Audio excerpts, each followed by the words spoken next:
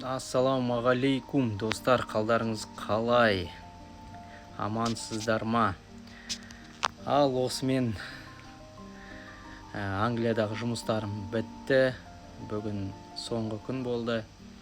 Ертең демалыс, ары күні ұшамын Қазақстанға. Ағылшын елінің парақшасын жабуға тура келіп тұр.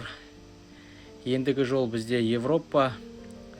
Алла бұйырса Европа елдерінде жұмыс, парақшамда көрсетем, қалай қайда орналасатынымды.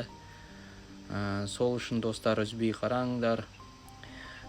Жұмысқа Европаға барам дейтін жандар болса, жазыңыздар, көрейік, бірге барайық, көрейік, жұмыс істейік.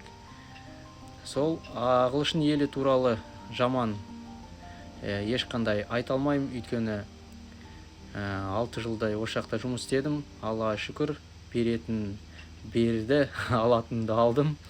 Енді басқа жақты да қарау керек, мүмкіндіктер болып жатыр, сондықтан басқа елдерге баратын тура келіп тұр. Сол сіздерге сәттілік, тіркеліңіздер.